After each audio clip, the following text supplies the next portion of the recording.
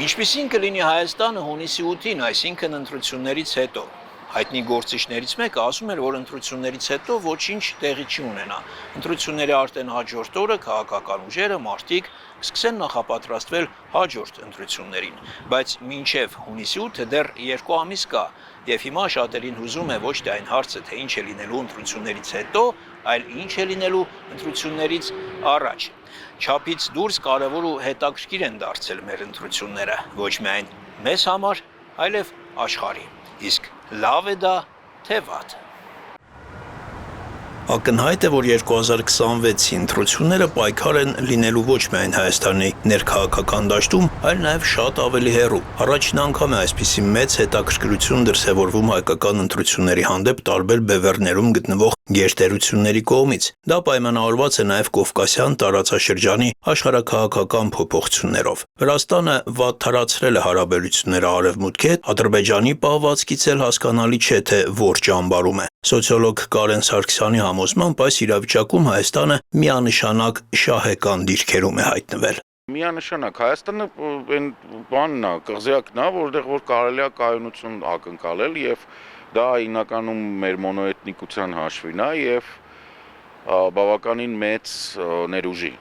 որը մեզ մոտ շարունակում է մնալ անկախ նրանից թե ինչա կատարվում։ Բայց էլի ամեն ինչ չէ, որ Հայաստանից է կախված։ Կարևոր է, թե ինչպես կզարգանան իրադարձությունները Իրանում։ Ըստ Կարեն Սարգսյանի այդ համատեքստում Ամերիկայի վարկանիշը որոշակիորեն նվազում է, Եվրոպային բարձրանում, առջևում մինչև ընտրությունները եվրոպական համայնքը մեծ հանդիպում ունի Հայաստանում, որն էլ շատ որոշիչ կարող է լինել, թե Եվրոպայի, թե Հայաստանի համար։ Եթե մինչև ընտրությունները Նիկոլ Փաշինյանը հաջողացնի Եվրոասոցիացիան փաստաթուղթը ներկայացնեն, մայիսի 2-ից 4-ը փոփոխություններ կլինեն, եթե չէ, չէ։ Հիմա բուն ընտրական թեմաներին անդրադառնանք։ Նախ, որ մեծ թվով կուսակցություններ կմասնակցեն ընտրություններին, մի մասը արդեն հայտարարել է այդ մասին, մյուսը պատրաստվում է, սա նոր բան չէ։ Սոցիոլոգի համոզմամբ Հայաստանի պարագայում սա նորմալ եւ բնական երևույթ է։ Պայմանավորված է նրանով, որ Հայաստանում իրական որքան տարօրինակ չի, ժողովրդավարություն կա։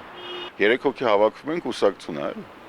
Այլ հարց է, թե ինչ դեր են ունենալու այդ կուսակցությունները քաղաքական պայքարում։ Հասկանալի է, որ գերակշիռ մասը չի հաղթահարելու անցողիկ շեմը։ Քվեների 0-ին մոտ տոկոսներով քաղաքական ուժերի գործը լինելու է ձայների փոշիացումը։ Մյուսների դեպքում ինչ-որ կերպ անցողիկ ձայներ հավաքելն է գլխավոր նպատակը։ Հետագայում արդեն առևտուր անելու եւ կոալիցիա կազմելու կամ շատ շարքված Գյումրի 2 սցենարը իրականացնելու համար։ Իրական պայքարը լինելու է 2-3 ուժերի միջև։ Իշխանական ուժի զինանոցում վարչական լծակներն են, նաև մեծ թվով սովորական ընտրողներ, որոնք մեծամասնությամբ ընդունված կարծիք է, որ տարբեր սոցիալական խմբերի պատկանող մարդիկ են։ Մյուս հավակնող ուժը կամ ուժերը նրանք են, որոնք հայտնի են հսկայական ֆինանսական ռեսուրսներով եւ ռուսամետ դիրքորոշումներով։ Այդ ռեսուրսները այնքան մեծ են, որ կարող են օրինակ ընտրություններում որպես բարձրակարգ խորհրդատու հրավիրել Իսրայելի վարչապետի խորհրդատուին։ Սա ի դեպ բաց աղբյուրների տեղեկություն է։ Կան նաև բոլորովին նոր ուժեր, նոր ձև եւ մտքի անվանումներով։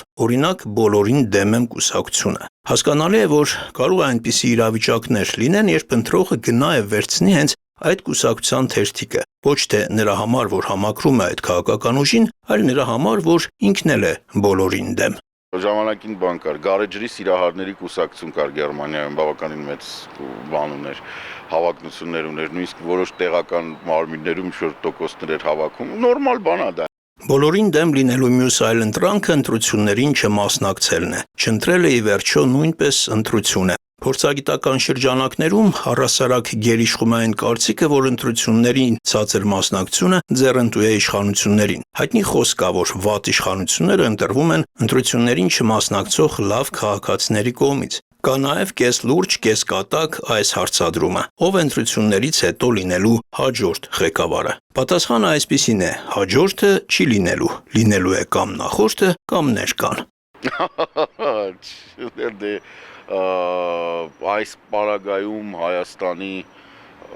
ես իհարկե չեմ կարող ասել, թե ով կլինի, բայց ձեր նկարագրած երկու տարբերակն է վատն են Հայաստանի համար։ Ոմանց համար սա լինելու է ընտրություն վատի ու ավելի վատի, ոմանց համար պատերազմի եւ խաղաղության, ոմանց համար չարի ու բարու, ոմանց համար հարևմուտքի եւ արևելքի ու էլի հազար ու մի բևեռների միջև, կախված քաղաքական հայացքներից եւ կողմնորոշումներից, բայց կարևորը արդյունքն է։ որpիսի հետո չլինի այն զգացումը, որ ինչ-որ մեկին ձայն տալով ձայնդ կորցրեցիր։ Արտակ Հովհաննիսյան, Լևոն Խաչատրյան, Հորիզոն։